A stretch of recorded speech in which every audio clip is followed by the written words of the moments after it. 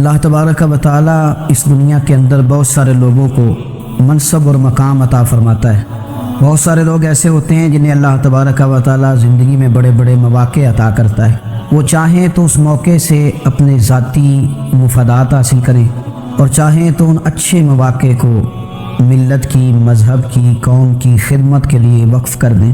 کچھ لوگ ایسے ہوتے ہیں کہ جو کسی مقصد کے حصول کی طرف سفر تو کر رہے ہوتے ہیں، لیکن اس کے پیچھے زیادہ تر ان کے ذاتی مفادات کار فرما ہوتے ہیں اور وہ اپنے دنیاوی مقاصد کے لیے، اپنے اور اپنے خاندان کے دنیاوی فوائد کے لیے کوشش کر رہے ہوتے ہیں۔ ایسے لوگ بھی محدود رہ جاتے ہیں، ان کی سوچ بھی محدود رہ جاتی ہے اور کئی دفعہ کچھ تھوڑی دیر کے لیے ان کے نام ابھرتے ہیں اور پھر ہمیشہ کے لیے دب جاتے ہیں۔ کچھ لوگ ایسے ہوتے ہیں جو زندگی کے اندر اللہ کے لیے، اللہ تعالیٰ کی رضا کے لیے، رسول پاک صلی اللہ تعالیٰ علیہ وسلم کی خوشنودی حاصل کرنے کے لیے، دین کی، ملت کی، ملک کی سربلندی کے لیے آگے آنا چاہتے ہیں۔ میرا رب کریم قرآن مجید سورہ حج میں ارشاد فرماتا ہے کہ الذین ان مکناہم فی الارض، کچھ لوگ ایسے ہیں کہ اگر ہم انہیں زمین میں اقتدار دیں، زمین میں اگر ہم انہیں قابو دیں تو وہ کیا کریں گے؟ اقاموا الصلاۃ وآتوا الزکوٰۃ، وہ نماز قائم کریں گے، زکوٰۃ ادا کریں گے، وامروا بالمعروف، نیکی کا حکم دیں گے، ونہوا عن المنکر، اور لوگوں کو بری باتوں سے منع کریں گے۔ وہ دینی، فکری، اصلاحی انقلاب برپا کر دیں گے، نماز کو عام کریں گے، زکوٰۃ کو عام کریں گے، بھلائی کا حکم دیں گے اور برائی سے منع کریں گے۔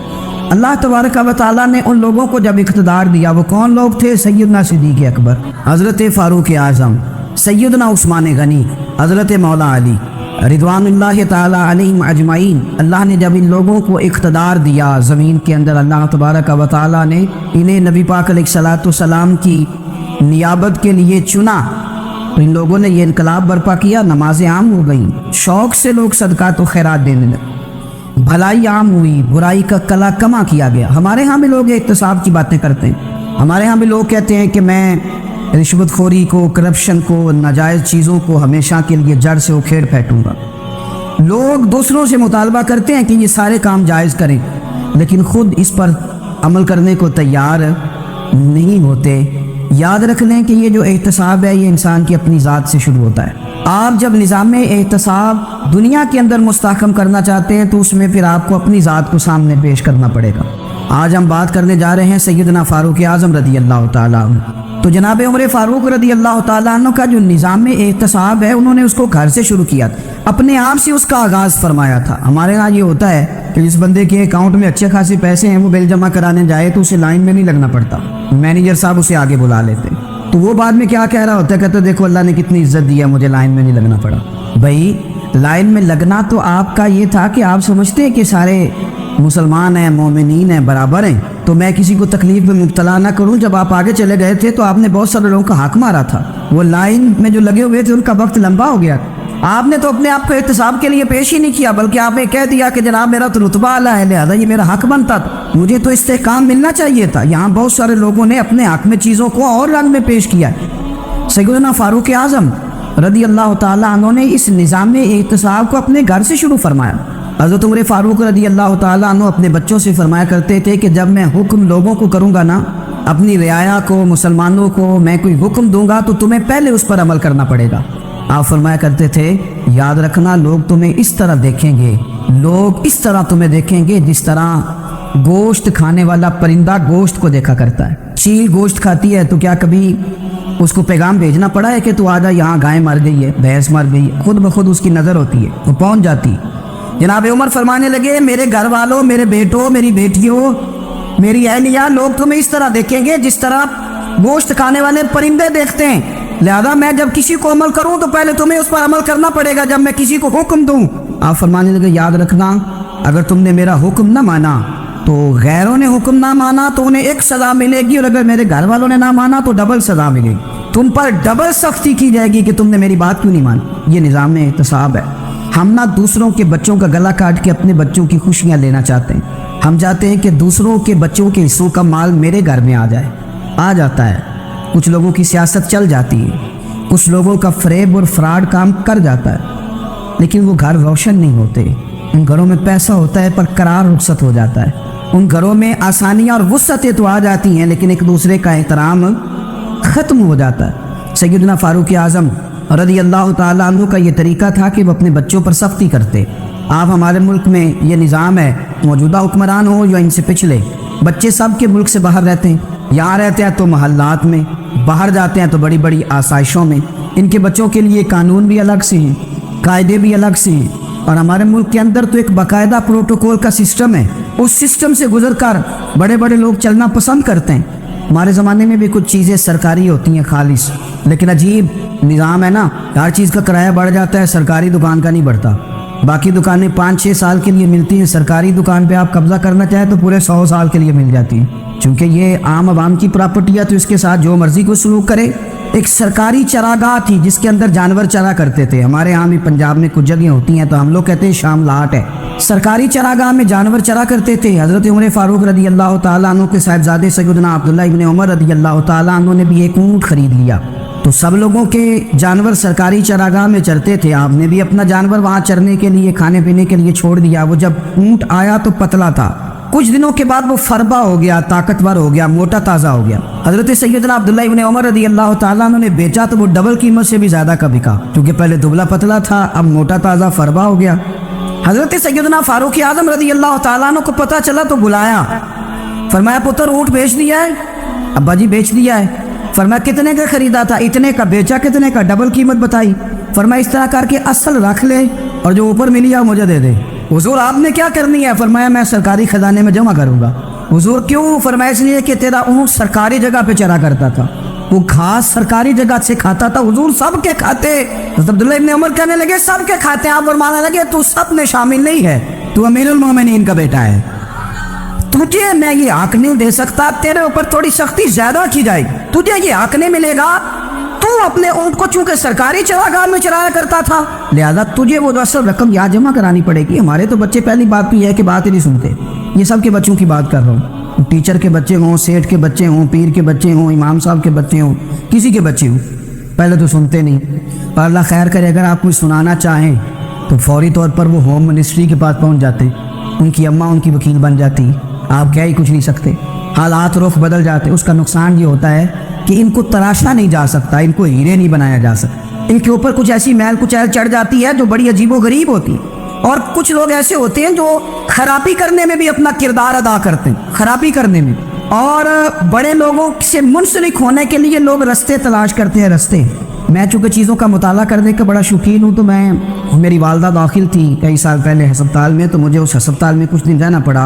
एक प्राइवेट हॉस्पिटल था, तो उसमें ना उन्होंने जगह जगह लिख के लगाया था मुलाजिमीन को बख्शीश ना दें, हम इनको बड़ी अच्छी माकूल तनख्वाह देते हैं, सैलरी बड़ी उम्दा है, तो लोग बख्शीश ना दें। मैंने जो मैनेजमेंट के लोग थे हॉस्पिटल की, उनमें से एक से मैंने कहा कि अगर कोई बंदा अपनी खुशी से देना चाहे तो आपने बड़ा मोटा लिख के लगाया, बराए मेहरबानी इनको बख्शीश ना दें। उसने बड़ी कीमत, सादा आदमी था पर मेरी बड़ी उसने मुझे बात बताई, मुझे नफ़ा हुआ।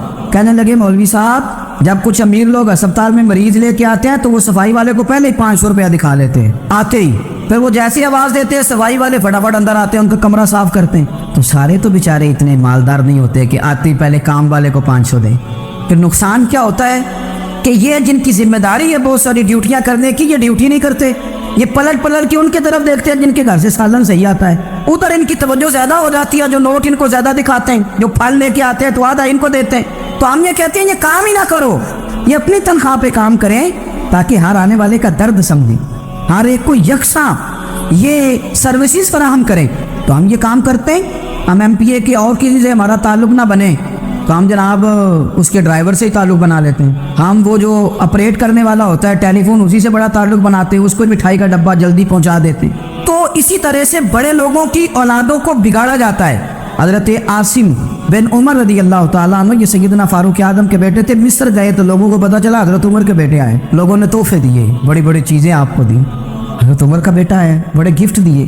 तो साहिबजादे वापस आए तो उनके पास बड़े तोहफे थे। सैयदना उमर फारूक रज़ी अल्लाह ताला अन्हु ने देखा तो फरमाया इधर लाना तोहफे। कहा अब्बा जी लोगों ने मुझे दिए हैं। फरमाया तूने क्यों बताया था कि मैं अमीरुल मोमिनीन का बेटा हूँ? कहा हुजूर उनको वैसे ही पता चल गया।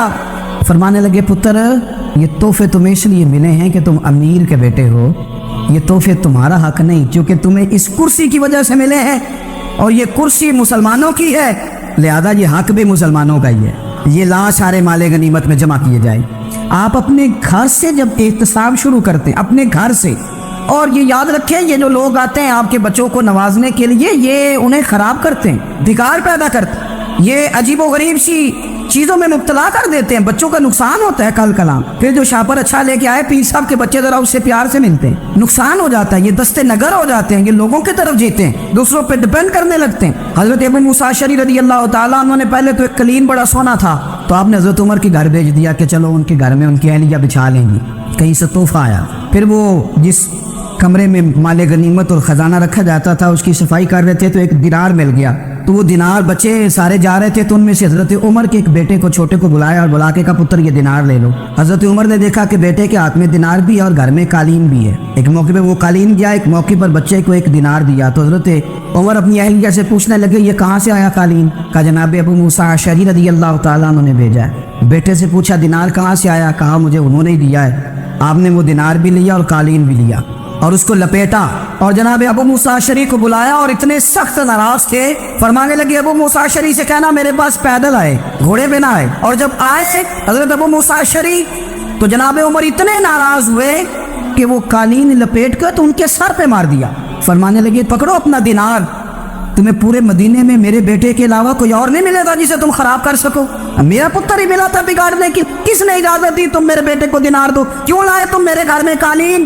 حضرت عمر فاروق رضی اللہ تعالیٰ عنہ فرمانے لگے میں زمین پہ سونے کا عادی ہوں، زمین چٹیل بھی ہو تو رب کا بندہ بن کے سوتا ہوں تو اللہ مجھے آرام اور سکون کی نیند عطا فرما دیتا ہے، مجھے تمہارے مخملوں کی اور قالینوں کی ضرورت نہیں ہے۔ احتساب یہاں سے شروع ہوتا ہے بھائی، یاد ہم نہ اپنے گھر میں بیٹھ کے مایوس باتیں کرتے ہیں اور فلانے کے بچے کہاں پہنچ گئے، فلانے کے بعد بڑا پیسہ آ گیا، میں کچے مکان میں رہوں، میں یہ کروں، دیکھو مجھے نہیں سوری، یہ تو آپ مایوسی والی باتیں کر رہے ہیں، یہ تو آپ کمزور باتیں کر رہے ہیں، یہ تو اس طرح کی باتیں تو ہارے ہوئے لوگ کرتے ہیں، اس طرح کا لب و لہجہ تو ان لوگوں کا ہوتا ہے جو احساس کمتری کا شکار ہوتے ہیں۔ یہ آپ نے کس طرح کا لب و لہجہ اپنے بچوں کو آپ بھکاری بنا رہے ہیں تاکہ دوسروں کو دیکھ کے تو مایوس ہو جائیں؟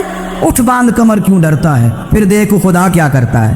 آپ کا جو احساس ہے وہ اتنا خوبصورت ہو، آپ کے لہجے کے اندر اس قدر ٹھہراؤ ہو، آپ کو اطمینان آ چکا ہو، اور آپ کے بچے کبھی بھی کمپیریزن نہ کریں اپنا کسی کے ساتھ، کبھی بھی انہیں کرنے نہ دیں آپ، وہ کبھی یہ بات نہ کریں کہ فلانے زیادہ اچھا کھاتے پیتے ہیں تو ہم کدھر ہیں، کرنے نہ دیں انہیں بتائیں کہ بیٹا اپنی مٹی پہ چلنے کا سلیقہ سیکھو، سنگ مرمر پہ چلو گے تو پھسل جاؤ گے، ان کو بتائیں کہ جو تمہارے پاس ہے یہ خدا کا عطیہ ہے، اسی پر تم نے قناعت کرنی کبھی بھی۔ حضرت زید بن حارثہ سے نبی پاک صلی اللہ علیہ وسلم کو بڑا پیار تھا، پھر ان کے بیٹے حضور کے غلام زادے حضرت اسامہ بن زید کے ساتھ بھی حضور بڑا پیار کرتے، لیکن یہ تو مسلمہ حقیقت ہے نا کہ عظمت اور شان تو سیدنا فاروق اعظم کی زیادہ ہے، امت کا اتفاق ہے کہ نبیوں کے بعد سب سے بڑا درجہ جناب صدیق اکبر کا، اور پھر اللہ نے مقام عطا کیا حضرت فاروق اعظم کو، یہ بڑے لوگ تھے۔ ایک دفعہ مال تقسیم ہو رہا تھا تو حضرت عمر رضی اللہ تعالیٰ عنہ نے نا حضرت اسامہ بن زید کو 4000 دینار دیے اور اپنے بیٹے عبداللہ ابن عمر کو 3000 دینار دیے، تو حضرت عبداللہ ابن عمر گھر جا کے کہنے لگے ابا جی اسامہ میں وہ کون سی خوبی ہے جو میرے اندر نہیں، اور اسامہ کے باپ میں وہ کون سی خوبی ہے جو آپ کے اندر نہیں؟ تو حضرت عمر کی عاجزی دیکھیے، حالانکہ بالاتفاق دنیا جانتی ہے کہ جناب عمر فاروق رضی اللہ تعالیٰ عنہ افضل ہیں، پھر بھی پتہ اپنے بیٹے سے کیا کہتے ہیں؟ فرماتے ہیں وہ سن یار وہ خدمت گزار ہیں نبی پاک کے، وہ بھی حضور کے گھر میں ڈیوٹی کرتے، نوکری کرتے، اور ان کے بیٹے بھی حضور کی نوکری کرتے، یہ خدمت گزار ہیں۔ فرمانے لگے اگر تو نے پوچھ لیا تو سن، پھر میری تو رائے یہ ہے کہ تیرے سے زیادہ اسامہ بن زید حضور کی نظر میں پیارے، اور اسامہ کا باپ تیرے باپ سے زیادہ نبی پاک کا پیارا ہے۔ کوئی کمپیریزن کرنے نہیں دیا، بچوں کو کسی ایسی جگہ کھڑے ہونے نہیں دیا، فرمایا یہ وجہ ہے، یہ انداز ہے کہ تو زیادہ پیارا ہے۔ حضرت عمر فاروق رضی اللہ تعالیٰ عنہ پسند نہیں کرتے تھے، ذرا برابر بھی پسند نہیں کرتے تھے کہ کوئی شخص اور مال آتا تو اپنے رشتہ داروں کو نوازنے سے بچتے، مال غنیمت آتا ہے نا، ہمارے ہاں تو اللہ خیر کرے جب کوئی بندہ کونسلر بنتا ہے، چیئرمین بنتا ہے تو ٹھیکہ کس کو دیتا ہے؟ کوئی چلو بھتیجا مل جائے، کوئی بانجا مل جائے، کوئی چھوٹا بھائی، اسے بھی کام مل جاتا ہے ساتھ۔ نوازنے پہ لوگ آتے ہیں تو وہ تلاش کرتے ہیں کہ کہاں کو میرا ہے، وہ ٹینڈر ہی ان کے نام کے پاس ہوتے ہیں جن کی طرف ذرا نظر کرم زیادہ ہوتی۔ حضرت عمر فاروق مال تقسیم کر رہے تھے تو بیٹی آگے کہنے لگی ابا جی رشتہ داروں کا بھی حق ہوتا ہے، آپ سب کو دیتے ہیں، آپ کے اپنے آپ کے قریب ہی نہیں آتے۔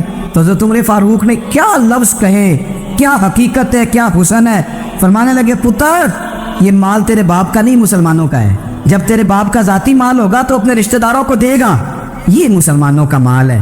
یہ اسی حساب سے تقسیم ہوگا جو عدل کا حساب ہے، جو ترازو ٹھیک ہے۔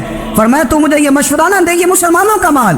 یہاں سے نظام میں احتساب شروع ہوتا ہے، یہاں سے انسان آگے بڑھتا ہے، اور پھر کوئی تکلف نہیں کسی پر حضرت عمر کا، کوئی چھوٹا ہے یا بڑا ہے۔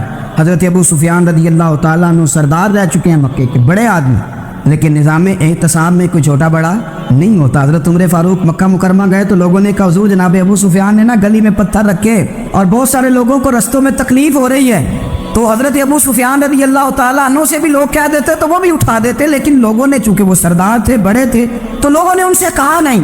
حضرت عمر جب آئے تو کہا، تو جناب عمر نے پرواہ نہیں کی، خود آئے جناب ابو سفیان سے کہا یہ پتھر آپ نے رکھے؟ کہا حضور ہاں۔ فرمایا یہ بھی اٹھائیے، یہ بھی اٹھائیے، یہ بھی اٹھائیے۔ جب وہ اٹھا رہے تھے تو حضرت عمر کہہ رہے تھے شکر نہیں اللہ کا کہ عمر کہہ رہے ہیں اور ابو سفیان مانتے جا رہے ہیں، شکر نہیں۔ یہ نظام احتساب ہے کہ بڑا ہو یا چھوٹا ہو، اس کو یہ حق حاصل نہیں ہے کہ مسلمانوں کو وہ کسی تکلیف میں کسی بھی صورت میں مبتلا کرے، کہیں بھی کسی جگہ بھی، اس کو یہ والی اجازت نہیں۔ حضرت سیدنا عمر فاروق رضی اللہ تعالیٰ عنہ۔ پھر ایک اور بات تھی، میں کئی دفعہ یہ بات کہتا ہوں اور مجھے ذاتی طور پر اس کا بڑا تجربہ ہے، کچھ لوگ نا خوشامد پسند ہو جاتے ہیں، بڑی عمدہ تعریف کرتے ہیں، اوئے ہوئے پول باندھتے ہیں پورے، آپ کے پاس آئیں گے تو کہیں گے جناب آپ سے زیادہ اچھا بندہ ہی کوئی نہیں، تو وہ نا آپ سے کام نکلواتے ہیں، پھر وہ کسی دوسرے کے پاس جاتے ہیں تو اسی طرح کا رویہ وہ دوسروں کے ساتھ کر۔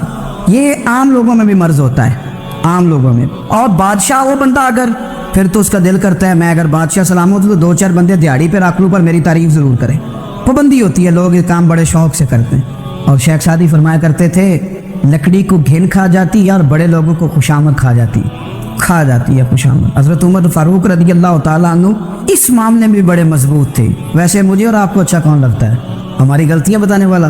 ہمارے ایسا فرمایا کرتے تھے اپنے دشمنوں کی باتوں پر بھی غور رکھو، تمہارے دشمن تمہیں نکھار دیتے ہیں، تمہارے اندر جو کوتاہیاں ہوتی ہیں وہ تمہیں پتہ چل جاتی ہیں کہ یہاں میری اصلاح ہو رہی، ان پر غور کرو وہ کیا کہتے ہیں۔ حضرت عمر فاروق کی تعریف کی ایک بندے نے، کمال تعریف کی، اس کا خیال تھا کہ رزلٹ بڑا شاندار آئے گا، بادشاہ کی تعریف ہوتی تھی تو پھر تھیلی جاتی تھی اشرفیوں کی، کمال رزلٹ آئے گا۔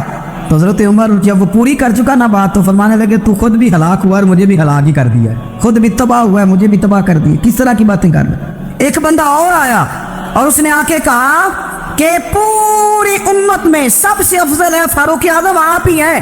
حضرت عمر فاروق فرمانے لگے تجھے تیری ماں روئے، ابو بکر تجھ سے بھی افضل تھے، تیرے باپ سے بھی افضل تھے، اور صدیق اکبر مجھ سے بھی افضل ہے اور میرے باپ سے بھی افضل ہے، یہ تو کس طرح کی بات کر رہا ہے؟ یہاں ہر شے ہضم نہیں ہو جاتی، فوری طور پہ لوگ ڈکار بھی پورا نہیں لیتے۔ قرآن مجید نے کہا فلا تزکوا انفسکم واعلموا بمن اتقى، اپنے منہ سے نہ کہو میں پاک صاف ہوں، اللہ زیادہ بہتر جانتا ہے کہ تم میں سے پرہیزگار کون ہے۔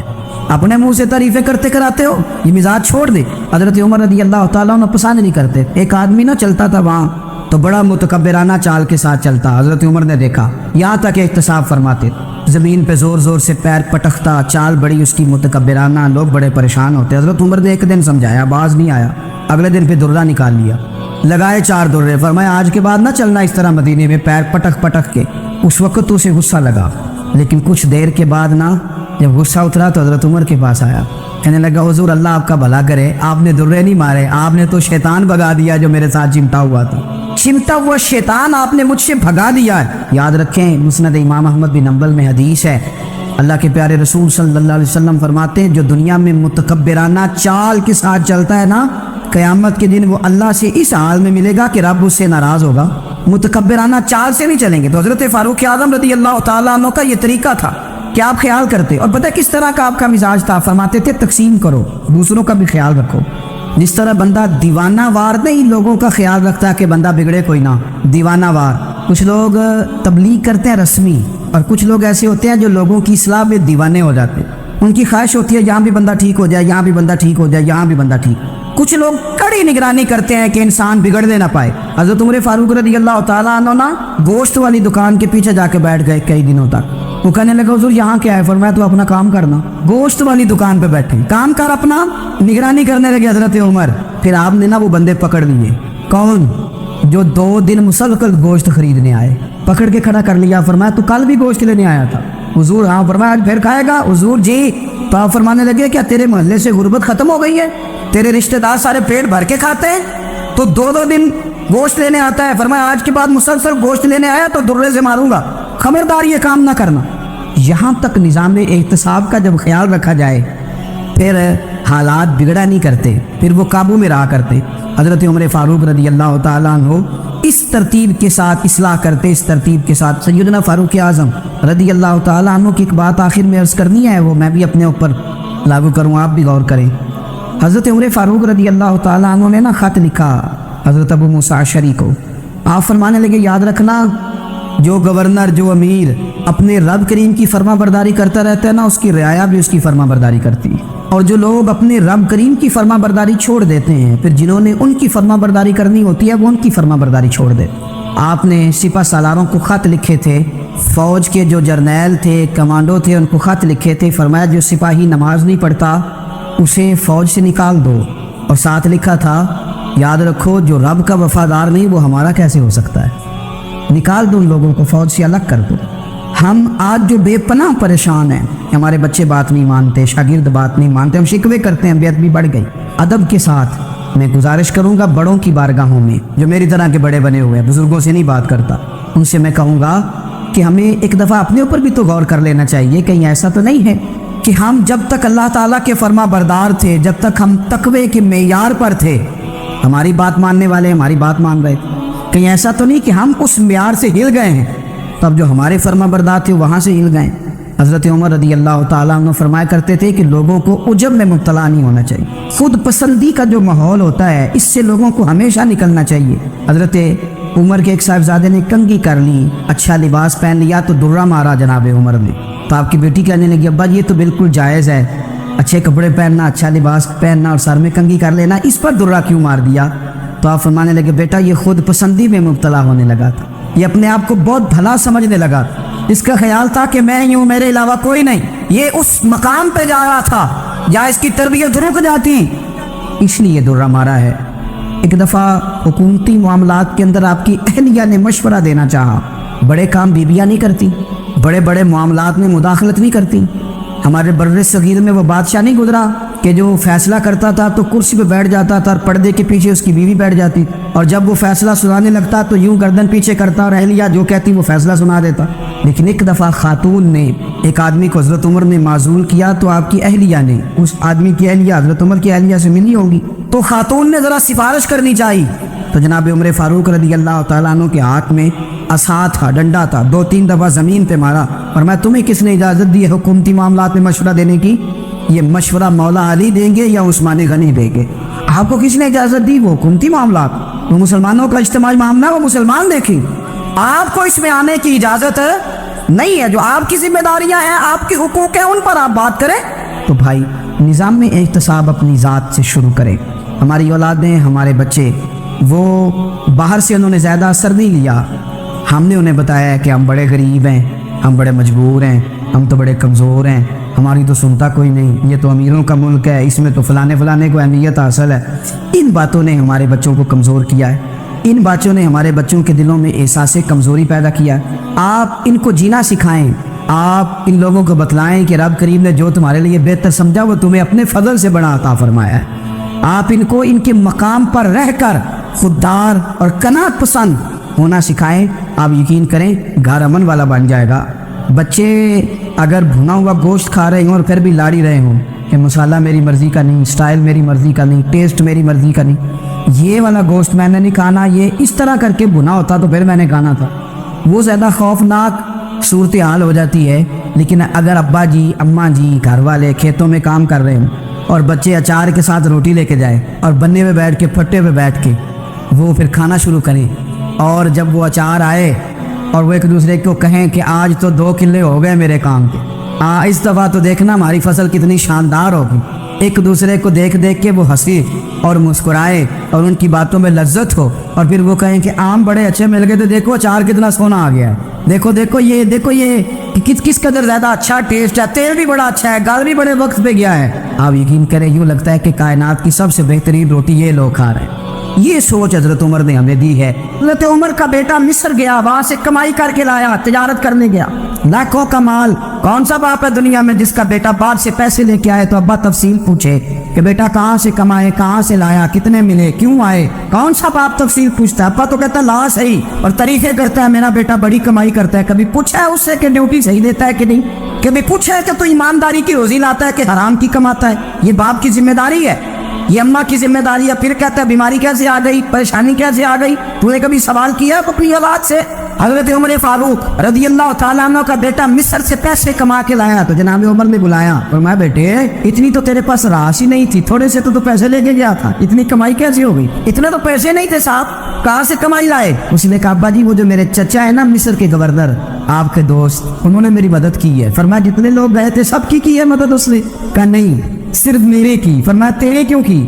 کہا حضور آپ کے دوست ہے۔ فرمایا چپ کر، حضور انہوں نے مجھے اتنے پیسے دیے، میں نے کاروبار میں ڈالے تو نفع آیا تو میں ان کی رقم دے کے۔ فرمایا خاموش ہو جا، باقی جتنے لوگ گئے تھے سب کی مدد کی اس نے؟ کہا نہیں حضور صرف میری کی۔ فرمایا اس نے تیری مدد نہیں کی، اس نے خلیفہ کے بیٹے کی مدد کی، اس لیے کہ وہ خلیفہ کو اپنے حق میں نرم کر سکے۔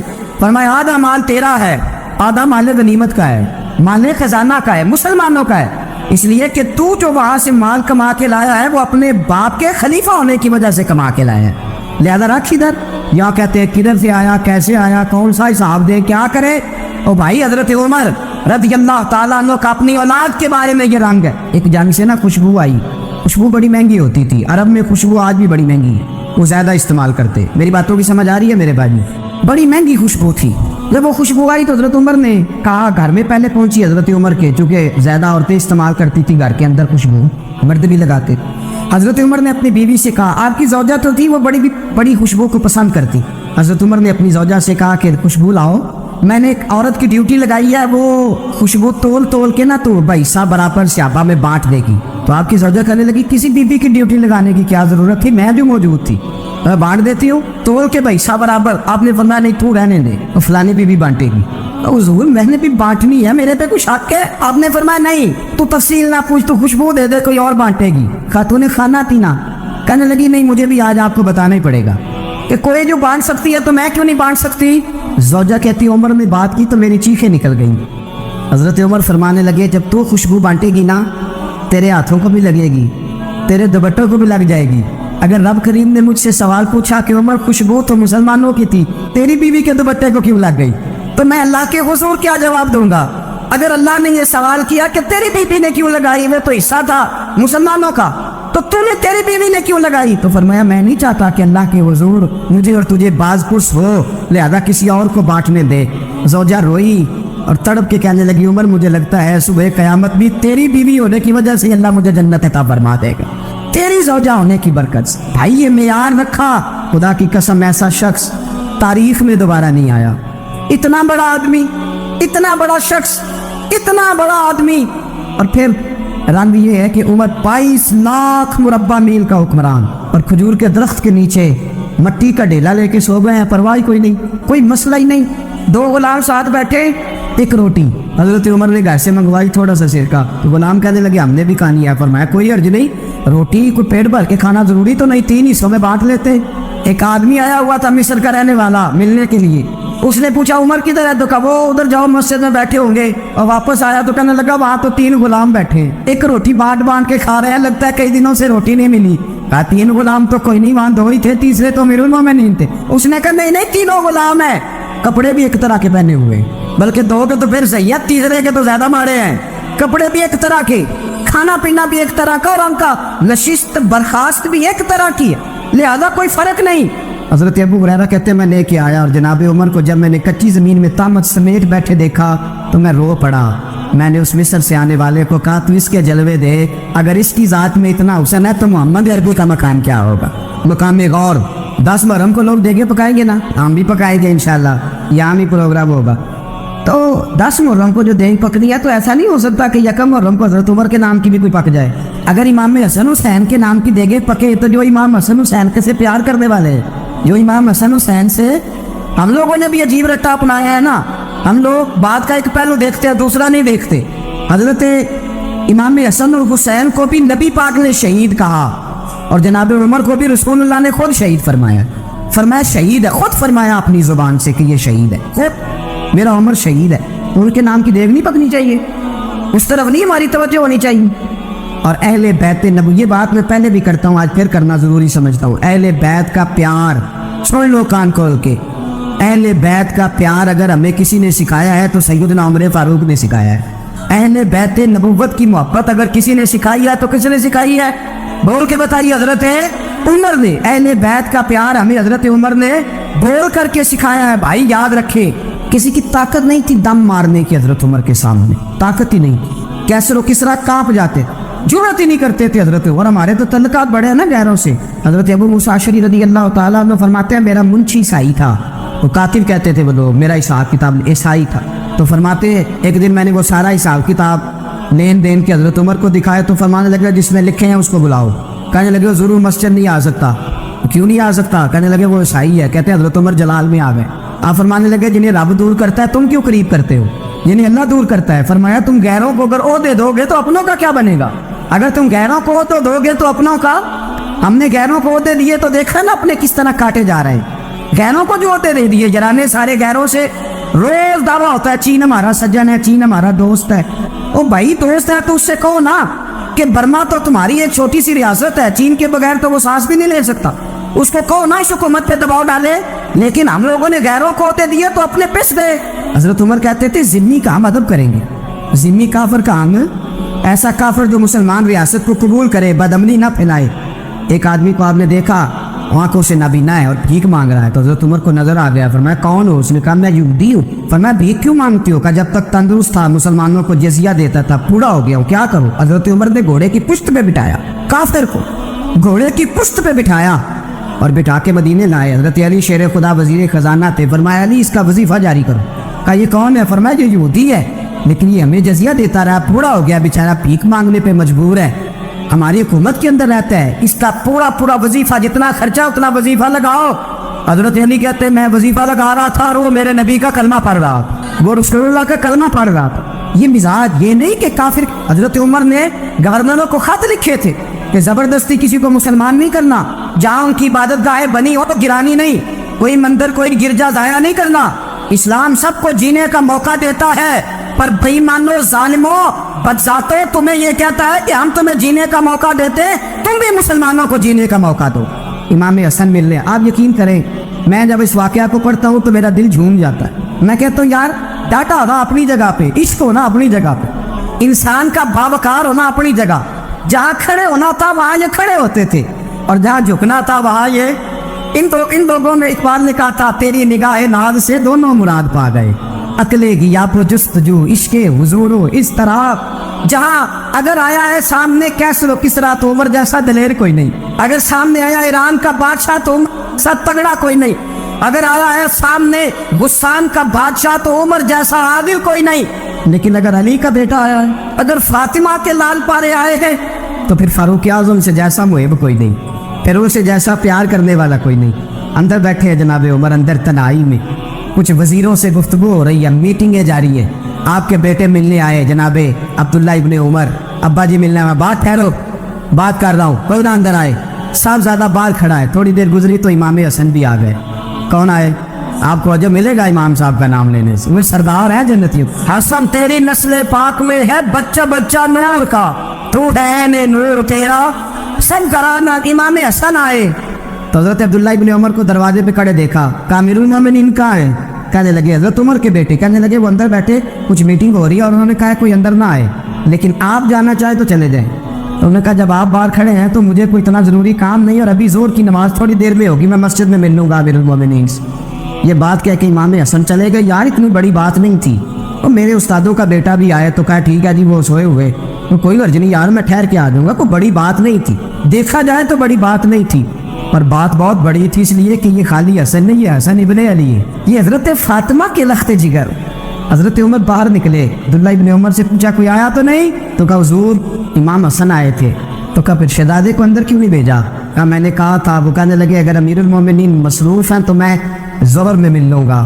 حضرت عمر رونے لگے، فرمایا بیٹے تو نے اچھا نہیں کیا۔ پھر مسجد نہیں گئے، سیدھے امام حسن کے دروازے دستک دی، امام حسن باہر آئے، कहा शहजादे आए थे तो मिले क्यों नहीं? तो इमाम हसन कहने लगे हुजूर आपका अपना बेटा दरवाजे पे खड़ा था और मना भी किया था आपने, तो मैं जोर में मिल लेता।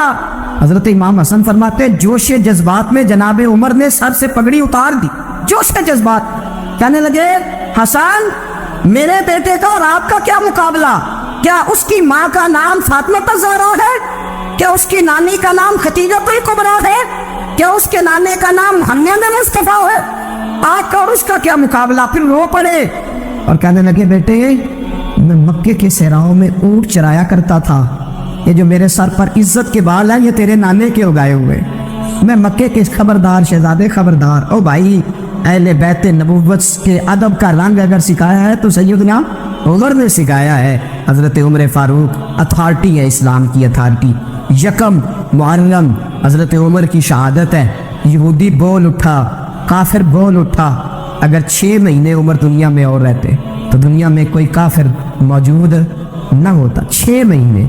और जब इस पतले जलील का जनाजा उठा, अल्लाह बुखारी पढ़िए ना, अल्लाह मरजुकना शहादतन फी सबीलिक, अल्लाह बिस्तरे की मौत ना देना, शहादत की देना।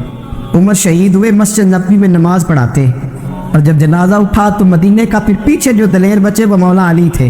जनाब उमर का जनाजा उठा तो सबसे पहली आए जो निकली वो हज़रत अली की ज़ुबान से निकली। और हज़रत सारी दाढ़ी जोर से फट गई। लोगों ने कहा कि अली क्या हुआ? फरमाने लगे तुम देख नहीं रहे जनाजा किसका उठा है?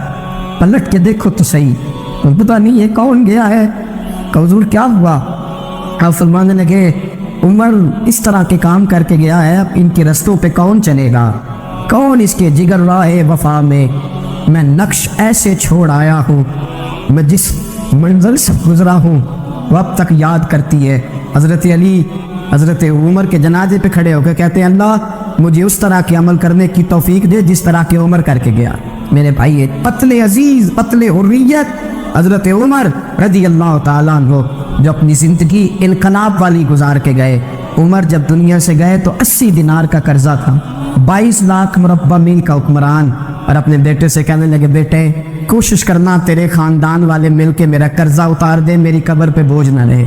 और अगर ख़ानदान वाले मदद न करें तो मेरे दोस्तों से बात करना, वो मदद न करे तो फिर अली से बात करना। इनका प्यार आपस में इतना, तू इख्तलाफ साबित कर रहा है। 80 दिनार का कर्जा छोड़कर हज़रत उमर दुनिया से गए और जाती दफ़ा कह गए मेरे बाद मेरे बच्चों को हुकूमत के मशवरे में भी शामिल ना करना, हुकूमत के मशवरे में भी मेरी औलाद शामिल ना हो। इतना बड़ा शख्स इतना बड़ा रंग दे के यकम मुहर्रम को जब उमर फारूक का विसाल हुआ तो बेटे से कहने लगी अम्मा आयशा से जाके कहो मेरा भी नबी पाक के रोज़े में दफन होने को दिल करता है। एक कब्र की जगह है, अम्मा जी ने अपने लिए रखी है, बुखारी या बुखारी। हज़रत आयशा के पास साहबजादे गए, कहने लगे अम्मा जी उमर को ज़ख्म लग गया है, हालत बड़ी परेशानी वाली है। वो कहते हैं अगर अम्मा इजाज़त दे। सैयद आयशा रो पड़ी, फरमाने लगी कि वो अपनी कब्र की जगह तो नहीं ना किसी को देता, पर उमर ने कमाल ही बड़ा किया। उसे कहो जाओ गुंबद खजरा में क़यामत तक जो मुस्तफ़ा पे और अबू बकर पे सलाम पड़ेगा वो तुझ पे भी सलाम पड़ के जाए। जाओ मैंने जगह दी। हज़रत उमर फारूक रज़ी अल्लाह ताला अन्हु मदीने की गली से गुजर है, अमीरुल मोमिनीन है, मदीने की गली से गुजर रहे हैं। एक घर के अंदर से बच्चियों के रोने की आवाज़ आई, बच्चियाँ रो रही हैं और बच्ची अपनी माँ से क्या कहती अम्मा अबू बकर तो अब इंतकाल कर गए। हज़रत उमर का पहले दिन है खिलाफत का, अब हमारा क्या बनेगा? अबू बकर तो विसाल कर गए। हज़रत उमर फारूक रज़ी अल्लाह ताला अन्हु ने रोने की आवाज़ सुनी, दरवाजे पर दस्तक दी, कहा बेटो क्या बात है? तो बच्चियाँ कहने लगी उमर हमारे अब्बा जी हमारी 10-15 बकरियाँ हैं, तो हमारे वालिद साहब उनका दूध धो के बेचा करते थे, गुजारा हो जाता था। जिस दिन अब्बा जी फौत हुए तो उस दिन से लेकर अबू बकर सिद्दीक रोज़ असर के बाद आया करते, हमारी बकरियों का दूध धो के देते थे, कुछ हम पीती थी कुछ बेच लेती थी, गुजारा चलता था। जिस दिन अबू बकर सिद्दीक खलीफा बने तो हमने जाके कहा अबू बकर अब कौन दूध धोएगा? तो सैयदना सिद्दीक अकबर रज़ी अल्लाह ताला अन्हु ने फरमाया बेटे पहले तो मैं मर्जी से खिदमत करता था, अब तो मुस्तफ़ा की उम्मत की नौकरी मेरी ड्यूटी बन गई है, तो मैं आऊँगा। बच्चियाँ रो रही हैं, हज़रत उमर को बताती है, कहती हैं अब अबू बकर चले गए हैं तो हम परेशान हैं, यतीम हैं, नवारस हैं, भाई कोई नहीं, कौन आएगा, कौन देखभाल करेगा? हज़रत उमर फारूक घुटनों के बाद ज़मीन पर बैठ गए, उन छोटी छोटी बच्चियों को सीने से लगाया, फरमाने लगे मैं अबू बकर का क्या करूँ, मेरे लिए रास्ते बड़े मुश्किल कर गया है, मैं उसके किस किस बादशाह वक्त होके वो गरीबों के घरों में आके उनकी बकरियों का दूध भी धोता था, अमीरुल मोमिनीन होके ये रंग भी था, اور میں بیٹیوں فکر نہ کرنا، جب تک عمر زندہ رہے گا، عمر آتا رہے گا، یہ نوکری کرتا رہے گا۔ کوئی دن بیتے تو حضرت عمر فاروق کو یاد آیا، مدینے میں ایک بوڑھی اماں بھی رہتی ہے جس کا کوئی گھر کا کام کرنے والا نہیں، اور جس بی بی کا کوئی بال بچہ نہیں، اور آنکھوں سے بھی وہ نابینی ہے۔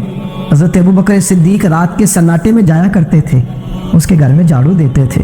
یہ بادشاہ ہے، اس کی فقیری کا رنگ دیکھو، اس کو کنویں سے پانی بھر کے لا کے دیتے تھے۔ اور یہ لفظ آپ سنیں گے تو حیران ہو جائیں گے۔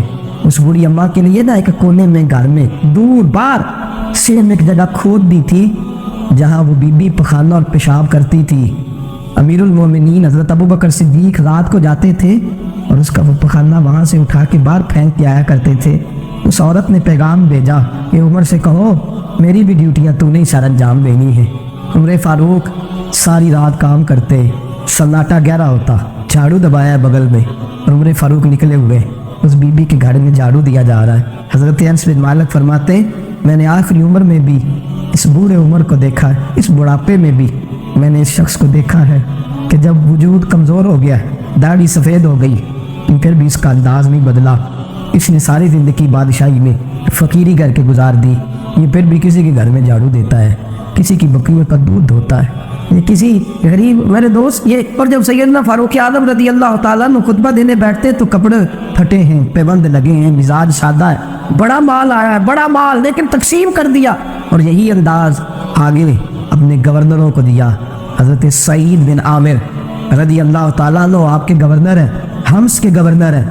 جب لسٹ آئی نا غریبوں کی، حضرت عمر نے کہا کہ حمص کے جتنے غریب لوگ ہیں ان کی لسٹ بنا کے بھیجو، ان کو چندہ لگانا ہے۔ 17ویں 18ویں نمبر پر حضرت سعید بن عامر کا نام بھی آ گیا گورنر صاحب کا۔ تو حضرت عمر نے سوچا شاید کوئی اور سعید بن عامر ہے، فرمانے لگے یہ کون ہے جس کی ڈیوٹی لگائی تھی؟ اس سے کہنے لگے یہ سعید کون ہے؟ تو کہا حضرت جی ہمارے صوبے کا گورنر۔ تو فرمایا اس کی لسٹ فقیروں میں؟ فرمانے لگے پتہ نہیں آپ نے کیا رنگ بھر کے بھیجا ہے، مہینہ مہینہ یہ شخص درختوں کے پتے کھا کے گزارا کر دیتا۔ کہ یہ میں فرشتوں کی کہانیاں نہیں سنا رہا آپ کو، میں آپ کو جنات کی جہار میں بالا کی باتیں نہیں، اس دھرتی پہ بسنے والے، اس دھرتی پہ وقت گزارنے والے میرے رسول پاک کے تیار کردہ ہیروں کی باتیں عرض کر رہا ہوں۔ حضرت عمر گئے ایک دفعہ، کہا مجھے بتاؤ تمہارا گورنر کیسا ہے؟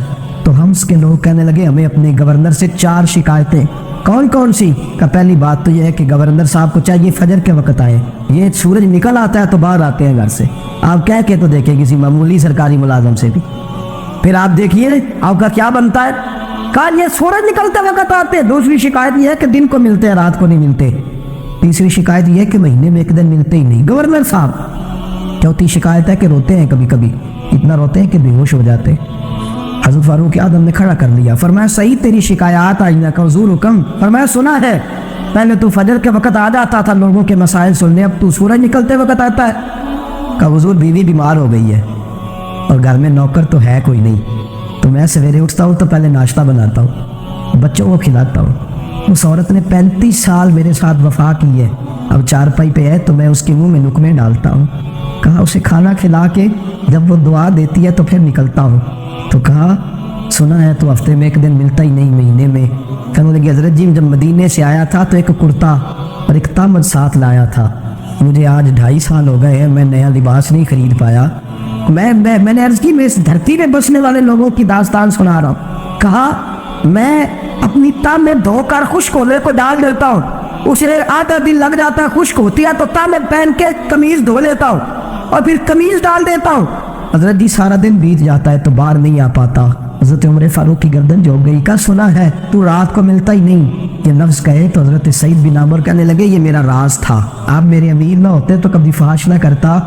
دن میں نے بندوں کے لیے رکھا ہے، رات اپنے رب کے لیے رکھی ہوئی ہے۔ میں رات کی تنہائیوں میں اپنے کریم کی بارگاہ میں جاتا ہوں اور میں سارے دن کے گناہوں کی معافی مانگتا ہوں، میں اپنی غلطیوں کی تلافی کا سوال کرتا ہوں، اس کے حضور جاتا ہوں، اسے دکھڑے سناتا ہوں، رات میری اس کے لیے بیت جاتی ہے۔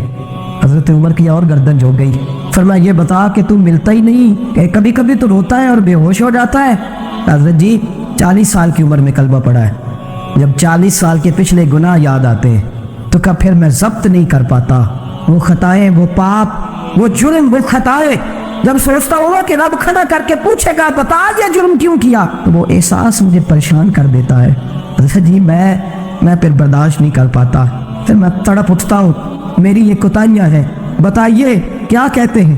حضرت فاروق اعظم نے گردن اٹھائی تو آنکھوں میں آنسو تھے، کہنے لگے یا اللہ مجھے اس جیسے کچھ اور گورنر بھی عطا فرما، یا اللہ اس جیسے کچھ اور گورنر بھی۔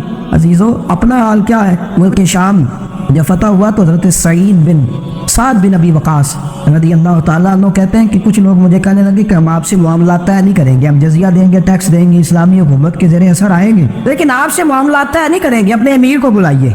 تو حضرت سیدنا سعد بن ابی وقاص کہتے ہیں میں نے خط لکھا، فرماتے خط لکھا حضرت عمر کو، میں نے کہا جناب آئیے، جواب میں حضرت عمر نے خط میں جواب لکھا کہ فلاں دن فلاں تاریخ فلاں وقت میں ملک کے شام پہنچ جاؤں گا۔ حضرت سیدنا عمر چلے گھر سے، ایک غلام، ایک گھوڑا، ایک نیزہ۔ حضرت فاروق اعظم نے کچھ کھجورے، خشک کھجورے، کچھ سرکہ باندھ کے رکھ لیا رستے میں کھانے کو، یہ بادشاہی میں فقیری ہو رہی ہے، لاکھوں مربع میل کا حکمران ہے، کروڑوں لاکھوں روپے پاس پڑے ہوئے ہو، وہ ساری چیزیں رکھ لی اور سیدنا عمر فاروق رضی اللہ تعالیٰ عنہ چلنے لگے۔ اب غلام سے کہنے لگے بھئی میرا گھوڑا ذرا ماڑا ہے، کمزور ہے، طے کرنے اتنے میل تو گھوڑے پہ بیٹھے گا، میں پیدل چلوں گا، پھر اتنے میل میں گھوڑے پہ بیٹھوں گا تو پیدل چلے گا۔ ان کے شام پہنچنے کا وقت آ گیا، جب وقت آیا تو پیدل چلنے کی سواری حضرت عمر کی تھی، ان کی باری تھی پیدل چلنے کی، اور سواری پر سوار ہونے کی باری غلام کی تھی۔ تو یہ لوگ رشتے کرتے ہیں نا تو کرائے کی کار لے کے چلے جاتے ہیں، بعد میں وہ پوچھتے ہیں کہ تجھے تے کار تے آئے سو۔ ہم اپنے آپ کو بنانے کے لیے جھوٹی انعام بھی خریدنی پڑے تو خریدنے سے ہم پرہیز، ہم جو بتاتے ہیں وہ ہم ہوتے نہیں، اور جو ہوتے ہیں وہ ہم بتاتے ہیں۔ حضرت سیدنا عمر فاروق رضی اللہ تعالیٰ عنہ سواری پہ غلام ہے، خود پیدل ہے، اور حال کیا ہے؟ بارش ہوئی تھی تو کچھ پانی کھڑا تھا، چھوٹے چھوٹے جوہڑوں میں چھوٹے چھوٹے تالاب بنے ہوئے تھے، پانی کھڑا تھا۔ تو حضرت عمر فاروق رضی اللہ تعالیٰ چمڑے کے جوتے پہنے، وہ جوتے دونوں اتار کے تو بغل میں دبا لیے۔ حضرت سعد بن ابی وقاص فرماتے اسی بغل میں نیزہ رکھ لیا اور تامت تھوڑا اونچا کر لیا کہ پانی سے چلنا ہے، اور غلام کو گھوڑے پہ بٹھایا ہے اور گھوڑے کی لگام پکڑی ہے تو یوں پیچھے رکھی ہوئی، اور حضرت سیدنا فاروق اعظم رضی اللہ تعالیٰ عنہ آ رہے ہیں۔ غلام کہنے لگا حضور لوگ دیکھ رہے ہیں، مہربانی کریں بیٹھ جائیں۔ فرمانے لگے نہیں باری تیری ہے، تو ہی بیٹھے گا۔ اس نے کہا حضور نہیں وہ تو ٹھیک ہے، کوئی باری فرض تو نہیں نہ ہو گئی، آپ مہربانی کریں آپ آ جائیں ذرا، میں نے کہا ہے فرمایا تمہیں کہا تھا، غلام کہتا میں نے تیسری دفعہ کہا تو حضرت عمر جلال سے دیکھا، اور جناب عمر کا جلال تو زمین کانپنے لگ جاتی تھی۔ کہتے ہیں کہا حضور آپ آ جائیں، تو کہتے تجھے کہا ہے چپ کر کے بیٹھا رہے، کہتے ہیں میں گھوڑے پہ کانپنے لگا۔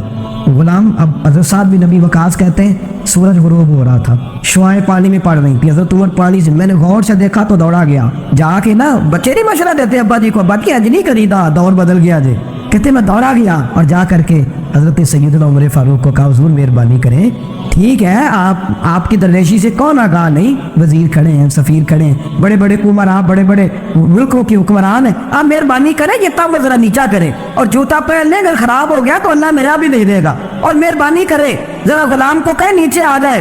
حضرت عمر کہنے لگے تمہیں کیا تکلیف ہے؟ کہا حضرت جی وہ وزیر مشیر کھڑے ہیں، یہودی ہے، عیسائی ہے، نجرانی ہے، وہ بڑے بڑے مزاحمت کر بڑے بڑے ملکوں کے، آپ کا بڑا نام سنا ہے۔ حضرت سیدنا سعد بن ابی وقاص فرماتے ہیں میرے ساتھ اتنا ترش رویہ حضرت عمر کا پہلے کبھی نہیں ہوا، کہتے ہیں ماتھے پہ شکن آیا اور کہنے لگا تجھے تیری مار ہوئے، ان 4 لوگوں کے لیے میں اپنے نبی کا طریقہ چھوڑ دوں، ان 4 دنیا داروں کے لیے نبی پاک کا طریقہ چھوڑ دوں؟ فرمانے لگے سر سے پگڑی اتاری حضرت عمر نے جلال میں، فرمانے لگے میرے سر پہ جو بار ہے نا یہ مجھے کسی دنیا دار نے نہیں دیے، یہ ساری عزتیں مجھے آمنہ کے نام پہ عطا فرمائی ہے، اور میں ہوں محبوب کا طریقہ ان 4 لوگوں کی خاطر چھوڑ دوں؟